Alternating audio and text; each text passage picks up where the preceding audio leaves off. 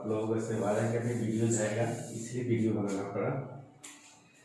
तो हम लोग लास्ट लेक्चर में, लास्ट क्लास में हमने धातु के निष्कर्षण पढ़े थे। उसमें हमने ऊष्मीय अवकरण विधि पढ़ा था। ऊष्मीय अवकरण विधि में हमने पढ़ा था अयस्क को ऑक्साइड में परिवर्तन करना। तो जो अयस्क मिला था हमारे, तो उसको हमने क्या किया, अयस्क को ऑक्साइड में परिवर्तन करना। दो विधि देखे थे हम लोग, एक निस्तापन विधि, दूसरा वर्जन विधि। तो निस्तापन विधि हमने पढ़ लिया था, वर्जन विधि पढ़ लिया था, उसमें अंतर भी पढ़ लिया था। यहाँ तक हमें फिनिश कर चुके हैं। लास्ट लेक्चर में, लास्ट क्लास में ये फिनिश हो चुका था। उसके बाद ये पहला, दूसरे का तो पहला हो गया उसमें अवकरण विधि। उसमें पहला था अयस्क से ऑक्साइड में परिवर्तन करना। दूसरा क्या है कि जो ऑक्साइड में परिवर्तन हुआ उससे हमें धातु में परिवर्तन करना, यानी ऑक्साइड का धातु में परिवर्तन।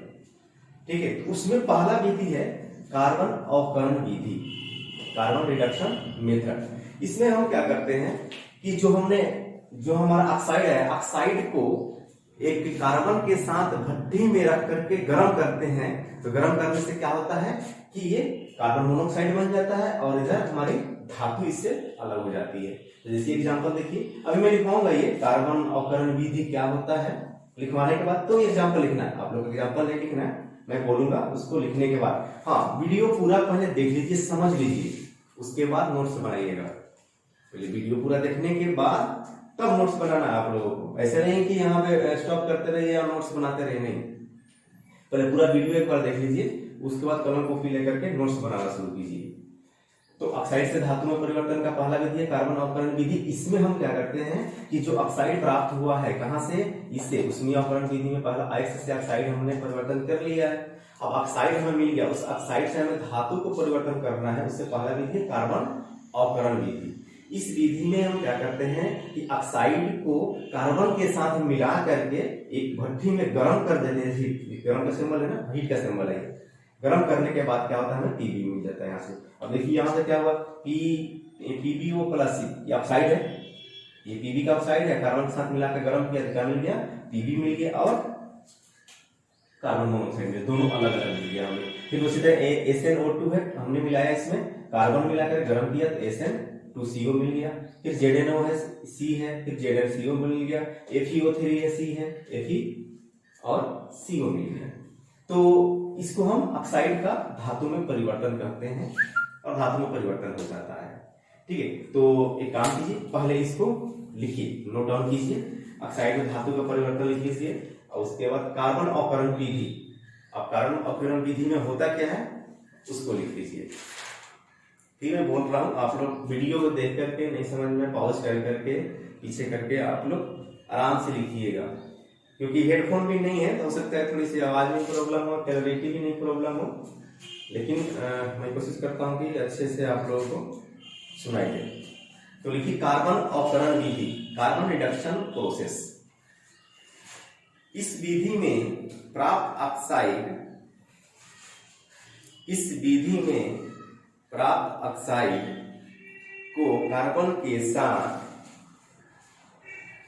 भट्टी में गर्म किया जाता है, जिसके फलस्वरूप ऑक्साइड धातु में परिवर्तन हो सके। उदाहरण यहाँ लिखा हुआ, सब उदाहरण आप लोग लिख लीजिएगा इसको।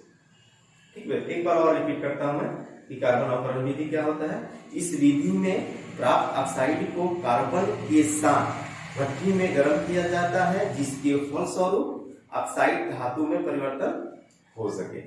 यहाँ पे क्या हुआ, ऑक्सीजन हमने कार्बन के को मिलाकर के गर्म किया, हमें क्या हुआ, यहाँ से धातु प्राप्त हो गया। तो ये तो क्या हुआ, ऑक्साइड से धातु प्राप्त करने का पहला विधि। अब इसमें एक पॉइंट आता है, क्या आप कहिए द्रवक क्या होता है। तो लिखिए, द्रवक एक दे करके डैश देके लिखिएगा कि कभी कभी अयस्क में वर्तमान, ये हम लिख पा रहा हूँ द्रवक, फ्लक्स इसी में है, इसी में ये द्रवक है, पर्दावन है, स्मेल्टिंग है। तो दोनों पॉइंट को यहाँ लिख लीजिए क्या क्या होता है। ठीक है, पहला लिखिए ये द्रवक, फ्लक्स क्या होता है। कभी कभी अयस्क में वर्तमान अति घुलनशील अशुद्धियों को दूर करने के लिए वर्तमान अति घुलनशील अशुद्धियों को दूर करने के लिए अयस्क के साथ बाह्य पदार्थ मिलाए जाते हैं। अयस्क के साथ बाह्य पदार्थ मिलाए जाते हैं जिसे द्रावक या फ्लक्स कहते हैं।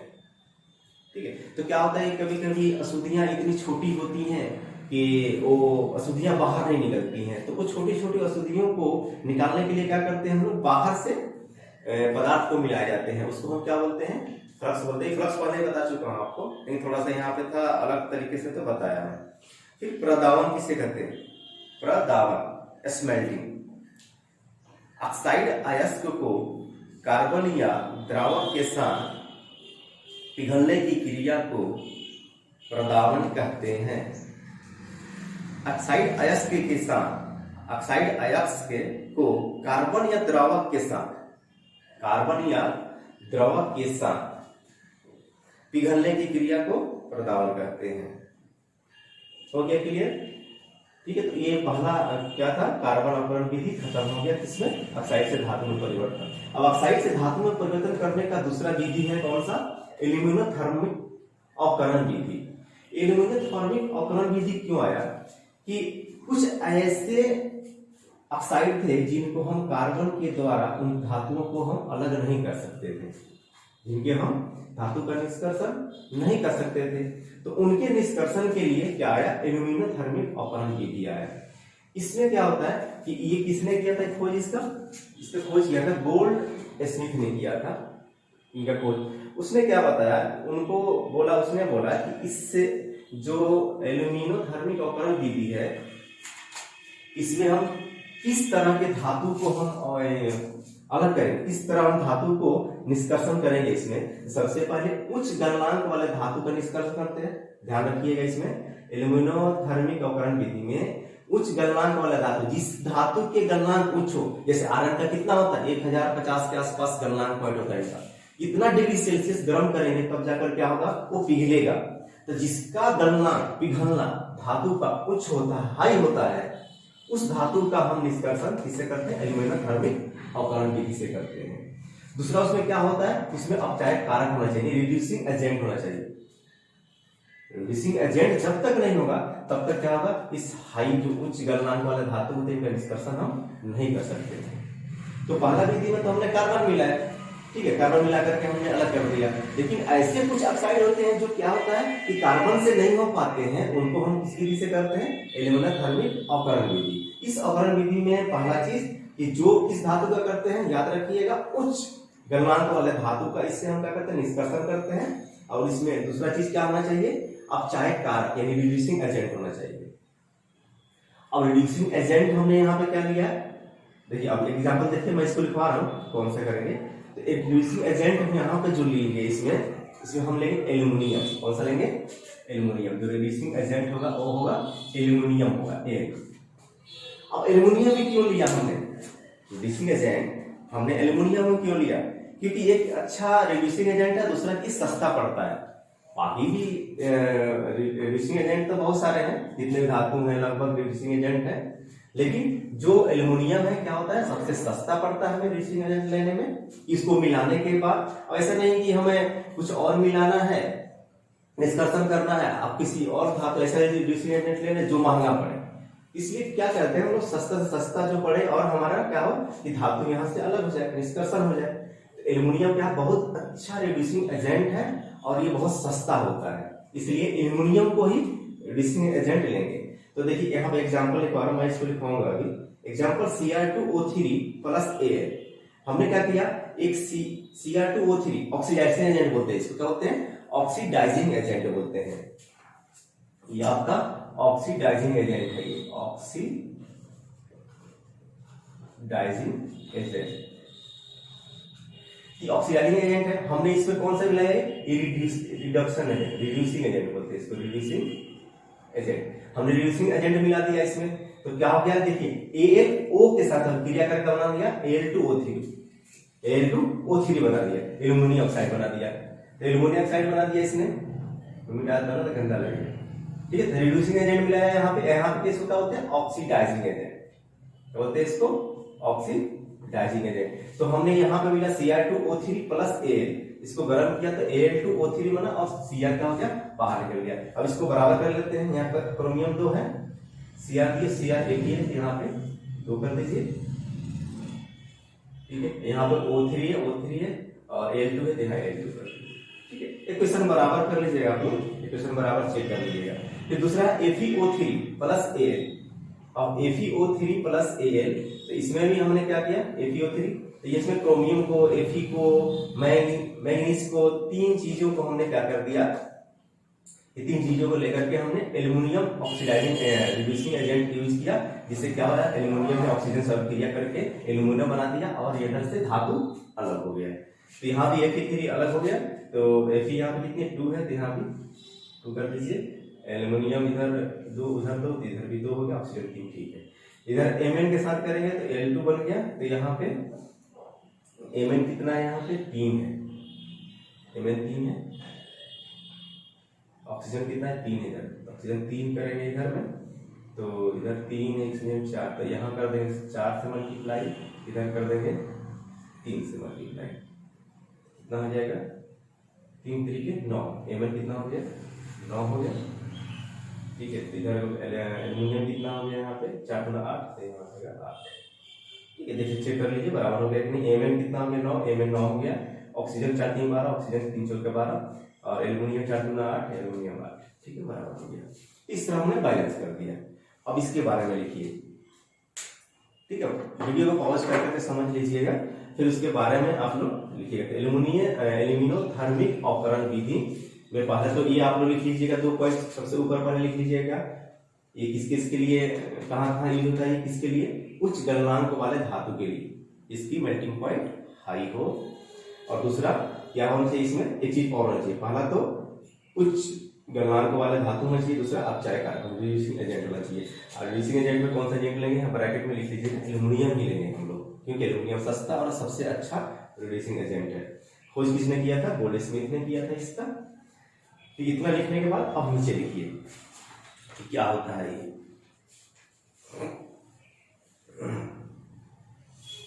इस विधि द्वारा कुछ ऑक्साइड, इस विधि द्वारा कुछ ऑक्साइड जैसे Fe2O3, Cr2O3, Cr2O3, Mn3O4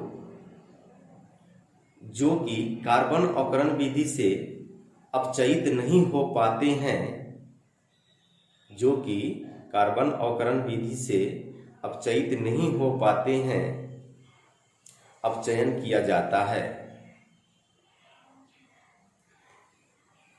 ठीक है। उस पर एग्जाम्पल लिख लीजिए आप लोग, ये वाला एग्जाम्पल लिखवाया है, 3 एग्जाम्पल। तो ये क्या होगा, ये कार्बन से इसको हम अलग नहीं कर सकते हैं, तो इसके लिए हमने क्या लिया, कौन सी विधि, एल्यूमिनोथर्मिक अवकरण विधि बोलते हैं, जिससे एल्यूमिनियम को हम क्या लेते हैं, एज ए रिड्यूसिंग एजेंट लेते हैं।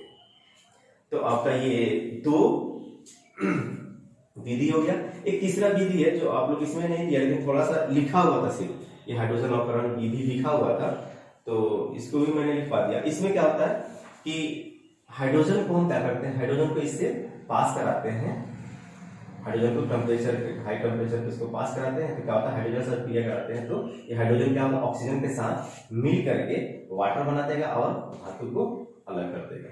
जैसे हमने टंगस्टन लिया, टंगस्टन यहाँ पे ऑक्साइड था, इससे हमने हाइड्रोजन लिया, हाइड्रोजन को यहाँ मैंने बैलेंस किया हुआ है, H2 लिया, H2 को हमने रिएक्शन कराया तो ये H2O बन गया, और इधर क्या किया, टंगस्टन को अलग कर दिया। वैसे भी उससे निकेल की भी हमने लिया, निकेल ऑक्साइड को लिया और हाइड्रोजन के साथ इसको अभिक्रिया कराया, तो क्या H2O बन गया, वाटर बन गया और Na बन गया। इस तरह कुछ ऐसे धातु होते हैं जिनका हाइड्रोजन अवकरण विधि से भी क्या होता है कि हम उनकी मेटल या धातु को हम निष्कर्षण करते हैं। तो इसके बारे में 2 एग्जाम्पल है, इसके बारे में एक लाइन लिख लीजिए, हाइड्रोजन अवकरण विधि, हाइड्रोजन अवकरण विधि। इस विधि में हाइड्रोजन को, इस विधि में हाइड्रोजन को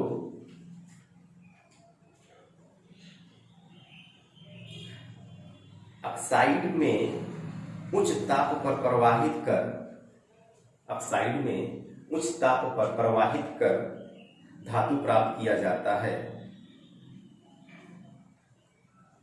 धातु प्राप्त किया जाता है, धातु प्राप्त किया जाता है। तो क्या करते हैं हम कि हाइड्रोजन को उच्च ताप पर हम ऑक्साइड में प्रवाहित कराते हैं तो क्या होता है, हमें धातु मिल जाता है। इस तरह हमने 3 विधि देखा किसके, ऑक्साइड से धातु के परिवर्तन करने के लिए 3 विधि। पहला विधि था कार्बन अवकरण विधि, दूसरा एल्यूमिनियम थर्मिक अवकरण विधि और तीसरा था हाइड्रोजन अवकरण विधि। ये 3 विधि देखा हमने। नीचे एक नोट लिखिए, इसके नीचे एक नोट लिखिए, नोट। जिन तत्वों का ऑक्सीकरण विभव एल्युमिनियम से कम,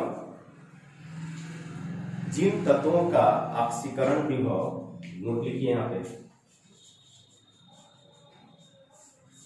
जिन तत्वों का ऑक्सीकरण विभव एल्युमिनियम से कम तथा ऑक्सीजन या हाइड्रोजन से अधिक है, तथा ऑक्सीजन या हाइड्रोजन से अधिक है, उनके ऑक्साइड को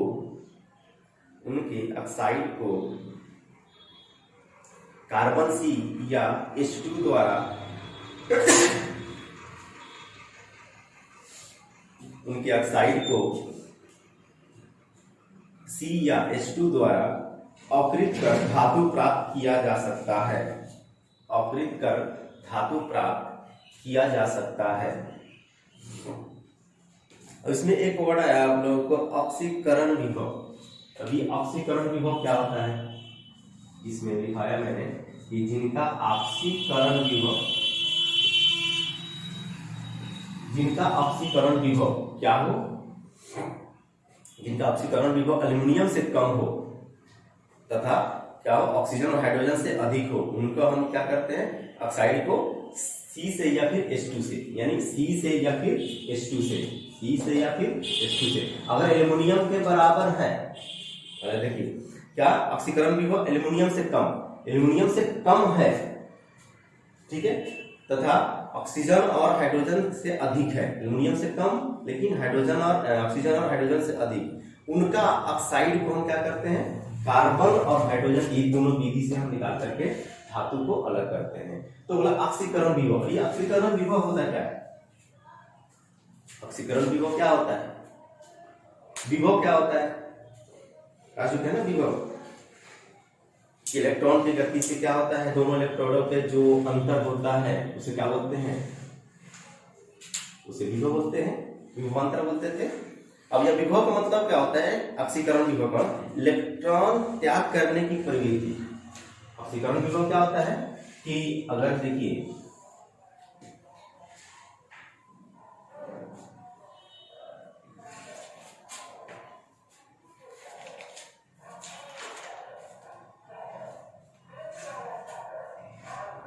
क्या होता है कि ऑक्सीकरण विभव की 2 चीजें हम लेंगे यहां से, ये वाला लेके मिटा देता हूं उसको।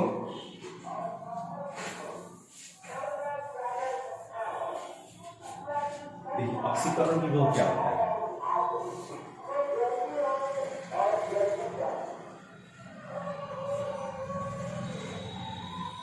इलेक्ट्रॉन त्याग करने की प्रवृत्ति। क्या होता है, इलेक्ट्रॉन त्याग करने की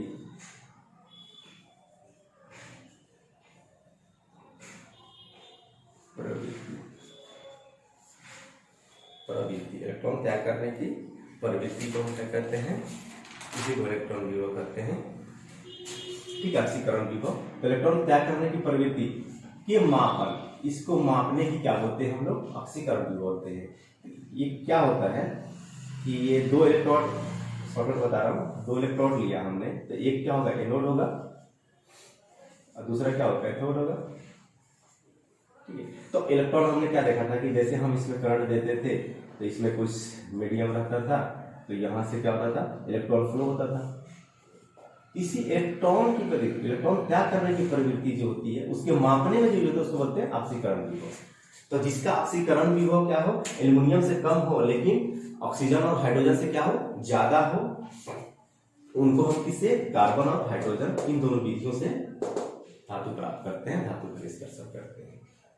ठीक है, तो आई होप आपको समझ में आ गया होगा ये तीनों पॉइंट। ये हम लोग बेसिकली यहाँ से ऑक्साइड का धातु में परिवर्तन क्या होता है, किसे करते हैं। तो ऑक्साइड धातु का परिवर्तन के 3 विधि हम लोग पढ़ चुके हैं। कार्बन अवकरण विधि, जिसमें कार्बन को क्या करते हैं, रिएक्शन कराते हैं किसी हाई टेम्परेचर में भट्टी में डाल करके, तो हमें क्या मेटल मिल जाता है, धातु मिल जाता है। दूसरा एल्यूमिनियम क्या होता है, एल्यूमिनियम हम रिड्यूसिंग एजेंट लेते हैं और उसके बाद क्रिया कराते हैं तो क्या मिल जाता है, हमें धातु मिल जाता है। तीसरा देखा हमने हाइड्रोजन विधि, जिसमें हाइड्रोजन से क्रिया कराकर वाटर और धातु मिल जाता है, हमें वाटर और क्रिया कर लेता है धातु मिल जाता है। ठीक है, उस पर हमने नोट किया था कि जिसकी अवकरण विभव क्या हो, एल्यूमिनियम से कम हो लेकिन ऑक्सीजन और हाइड्रोजन से ज्यादा हो, उस विधि को, उसको हम क्या करते हैं, कार्बन और हाइड्रोजन विधि से धातु का निष्कर्षण करते हैं, धातु को अलग करते हैं। ठीक है, तो अभी ये आपका ये टॉपिक खत्म हो गया। ये कौन सा, ऑक्साइड का धातु में परिवर्तन। तो हम लोगों ने कितना पढ़ रहे थे, पहला क्या देख रहे थे। अभी दूसरा विधि क्या है इसमें, विद्युत विच्छेदन विधि, जो आप लोगों ने लिखा होगा, विद्युत विच्छेदन विधि है इसमें। तो इस विद्युत विच्छेदन विधि में लिख लीजिए इसको आप लोग, ये भी होटल स्कूल पढ़ा देते हैं, तो 20 मिनट का वीडियो होगा। ठीक है, तो हम लोगों ने क्या पढ़ लिया, एक पढ़ लिया, अभी दूसरा है।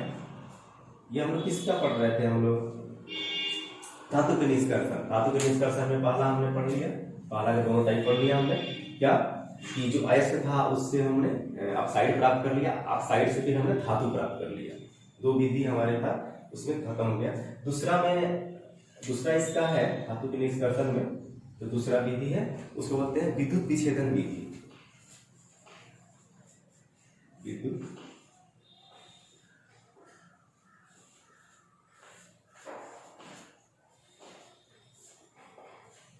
विच्छेदन विधि बोलते हैं, जिसको इलेक्ट्रोलाइटिक मेथड इंग्लिश में बोलते हैं।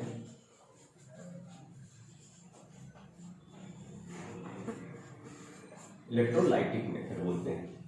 अब इस विधि में क्या होता है कि वही चीज होता है, इलेक्ट्रोलाइटिक मेथड आप लोगों ने पढ़ा हुआ है। ये हमने देखा इलेक्ट्रोलाइटिक मेथड में क्या, ये हमने एक पोर्ट लिया, उसमें क्या किया, एक हमने पोर्ट लिया, पोर्ट में हमने इलेक्ट्रोड डाल दिया, हमने 2 इलेक्ट्रोड डाला। ये अगर ये एनोड है, अगर ये इलेक्ट्रोड एनोड है तो ये प्लस चार्ज होगा, अगर ये इलेक्ट्रोड क्या है, कैथोड है, ये क्या होगा, इसमें माइनस चार्ज होगा। तो अगर इस विलयन में हम NaCl डालते हैं तो Na प्लस में टूटेगा और Cl माइनस में, Na प्लस में Cl माइनस में टूटेगा। और जो माइनस प्लस टूटेगा वो किधर जाएगा, इस पे जाकर चिपकेगा। अब इस इलेक्ट्रोड पे जाकर के क्या चिपकेगा, Na चिपकेगा, और Na चिपक गया तो इस इलेक्ट्रोड को निकाल करके हम क्या करते हैं, Na को अलग कर देते हैं। इसी को बोलते हैं हम लोग विद्युत विच्छेदन, विद्युत इलेक्ट्रोलाइटिक मेथड। इसी को बोलते हैं कि क्या करेगा, ये Na प्लस जाकर के चिपक, ये तो क्या बन जाएगा, Cl, इससे हो सकता है Cl2 बन जाए, गैस बन जाए, गैस बनकर बाहर निकल जाए। ठीक है, लेकिन क्या होगा, Na प्लस जाकर के इसके ऊपर चिपकेगा, चिपकने के बाद क्या होगा, इस पे कैथोड वाले, क्योंकि Na प्लस चार्ज है, नेगेटिव की तरफ क्या अट्रैक्ट होगा, और यहाँ पे जो चीजें हमें मिल जाएगी वो क्या मिलेगा, सोडियम मिल जाएगा। इस तरह हम धातु को अलग कर सकते हैं, निष्कर्षण कर सकते हैं। तो ये धातु के निष्कर्षण का दूसरा मेथड था, जिसको विद्युत विच्छेदन विधि कहते हैं, इलेक्ट्रोलाइटिक मेथड कहते हैं। ठीक है, तो आप लोग अब लिखिए क्या होता है, पहले नीचे ये विद्युत विच्छेदन विधि, इलेक्ट्रोलाइटिक मेथड। इस विधि में, ठीक है, वीडियो को आप रिपीट करके देख सकते हैं, पॉज करके देख सकते हैं, और जहां समझ में नहीं एक बार रिपीट करके देख लीजिए, उसको बैक करके पीछे करके देख लीजिए, नोट्स बढ़िया से बना लीजिएगा। फिर कोई दिक्कत है अगले क्लास जब चलेगी आप उसमें पूछ सकते हैं। इस विधि में धातु की क्लोराइड, ऑक्साइड या हाइड्रोक्साइड की, इस विधि में धातु के क्लोराइड, ऑक्साइड या हाइड्रोक्साइड की पिघली हुई अवस्था में विद्युत विच्छेदन किया जाता है। पिघली हुई अवस्था में विद्युत विच्छेदन किया जाता है, जिसके फलस्वरूप धातु प्राप्त होता है, ठीक है। ये फिगर बनाने के लिए समझाया कैसे होता है, ठीक है। ये इक्वेशन लिखना है, इससे धातु प्राप्त होता है। जैसे यह उदाहरण, अगर मान लीजिए NaCl है, इसको हमने तोड़ दिया Na+ में और Cl- में, तो क्या होता है कि इसका मतलब क्या हुआ कि Na क्या करता है, मैंने क्या बोला अभी पीछे, इलेक्ट्रॉन लूज करेगा, तभी ना प्रवृत्ति बनेगी उसकी, तभी फ्लो होगा वो। तो क्या करता है, Na+ एक इलेक्ट्रॉन को लूज करके क्या बना जाता है, Na, सोडियम बन जाता है। जो A इलेक्ट्रॉन था उसने इलेक्ट्रॉन को लूज करके क्या बन गया, Na+ बन गया बाद में। ये वाला चीज हमें सोडियम यहाँ से मिल गया। अब Cl यहाँ से बनकर Cl बन सकता है, Cl2 बन सकता है, ठीक है। वो धातु नहीं है, इसे छोड़ दीजिए। दूसरा पॉइंट है CaCl2। अब CaCl2 क्या करता है, Ca2+ हो जाता है और यहाँ पर हो जाता है Cl-। दो ऑक्सीजन क्लोरीन थी, 2 क्लोरीन लगा दी। अब क्या हो गया, ये बराबर हो गया अभी, तो CaCl+ बन गया। अब Ca क्या करता है 2+, 2 इलेक्ट्रॉन को ये क्या कर त्याग कर रहा है, 2 इलेक्ट्रॉन त्याग करके क्या बना देगा, Ca बन जाएगा। 2 इलेक्ट्रॉन को त्याग करके Ca बन जाएगा। तीसरा देखिए, हमें धातु यहाँ भी मिली है, ठीक है। तीसरा इसका एग्जाम्पल हम ले सकते हैं Al2O3। अब यहाँ पे Al, जो Al होगा तो 3+ में टूट जाएगा, यहाँ 2Al हो जाएगा और प्लस 3O2 माइनस हो जाएगा। अब यहाँ से ये क्या करेगा, 2Al3+, अब 3 ऑक्सीजन को क्या कर रहा है, क्या कर रहा है, तो क्या बना जाएगा, ये Al बन जाएगा, क्या बन जाएगा, Al। इस तरह देखिए हमें Al प्राप्त हो गया, ठीक है। 2Al लिख सकते हैं, 2 यहाँ पे 2Al। इस तरह से हम एग्जांपल देख रहे हैं। एक एग्जांपल और देख लेते हैं, MgCl2। MgCl2 किसमें टूट जाएगा, ये Mg2+ में प्लस 2Cl- टूट जाएगा, 2 है तो। अब देखिए ये क्या करेगा, Mg2+, फिर 2 इलेक्ट्रॉन को क्या करेगा, ये त्याग करेगा और त्याग करके क्या बना जाएगा, Mg बन जाएगा। इस तरह से यहाँ से Mg मिल गया, ठीक है। तो इस क्या हो रहा है कि यहाँ पे इलेक्ट्रोलाइटिक प्रोसेस से हम क्या कर रहे हैं, सोडियम को, कैल्शियम को, एल्यूमिनियम को, मैग्नीशियम को, हमने सारे धातु को यहाँ से अलग कर दिए। अब ये प्लस वाला है तो क्या जाएगा, माइनस वाले पे, यानी कैथोड पर जाकर के। जितने भी सब प्लस है ना, देखिए Fe+ है, Ca+ है, एल्यूमिनियम+ है, Mg+ है।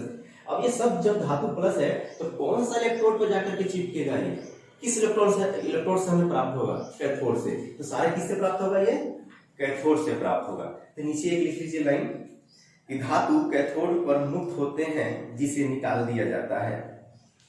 धातु क्या होगा, जैसे रिएक्शन करेगा तो धातु कैथोड पर क्या होगा, मुक्त हो जाएगा, जिसे हम बाहर निकाल देते हैं, ठीक है। तो यह आपका ये 2 हो गया, इसके धातु के निष्कर्षण के 2 विधि हो गई। एक तीसरा विधि है, थोड़ा सा छोटा ही है, उसको भी लिख लीजिए आप लोग।